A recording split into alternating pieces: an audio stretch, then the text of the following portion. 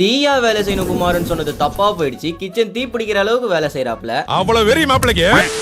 ரம்ஜான் மந்த்துக்கான நோம்புல சஹாருக்கான சாப்பாடு என்னைக்காவது ஒரு நாள் பசங்க கூட சேர்ந்து ப்ரிப்பேர் பண்ணி சாப்பிடணும்னு ரொம்ப நாள் பிளான். அண்ட் அதை இன்னைக்கு நாங்கள் எக்ஸிக்யூட்டும் பண்ண போகிறோம். நம்ம ஃப்ரெண்டோட வீட்டுக்கு தான் வந்திருக்கோம். ஆக்சுவலி வீட்டில் யாருமே இல்லை, பசங்க மட்டும்தான் இருக்கும். உள்ளார நிறைய பேர் இருக்காங்க. என்ன பண்ணுறாங்கன்னு பார்த்துக்கலாம்.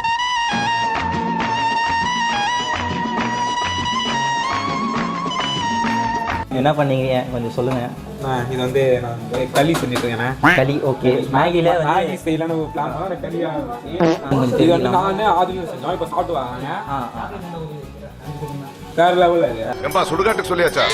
இப்படியே ஃபன்னா போயிட்டு இருக்கும்போது கொஞ்ச நேரம் கழிச்சு நாங்க சீரியஸா ஃபுட் மேக் பண்ண ஆரம்பிச்சிட்டோம். சஹாருக்கு இன்னைக்கு chicken fry, butter gravy and நான் செய்ய போறோம். அதுல ஃபர்ஸ்ட் ஸ்டெப்பா சிக்கன் ஃப்ரை பண்ணி முடிச்சாச்சு. இந்த நான் செய்யறதுல எங்களுக்கு கொஞ்சம் டவுட்டா இருந்துச்சு. அதனால செஃப் ஷாஹித் எங்க எல்லாருக்கும் சொல்லி கொடுத்துட்டு இருந்தாரு. அண்ட் அது மட்டும் இல்ல, சஹாருக்குள்ளார இந்த டிஷஸ் எல்லாம் எப்படி ஜாலியா மேக் பண்ணி முடிக்கிறதுன்னு சொல்லிட்டு டிஸ்கஷன் எல்லாம் போயிட்டு இருந்துச்சு. முதல்ல மாவு எல்லாத்தையும் ரெடி பண்ணி வச்சிடலாம்னு சொல்லிட்டு மாவை கொட்டி பிசைஞ்சு வச்சாச்சு. வெட்டுறதுல ஸ்பெஷலிஸ்டான நாங்க தக்காளி வெங்காயத்தை வெட்டிட்டு கிடந்தோம்.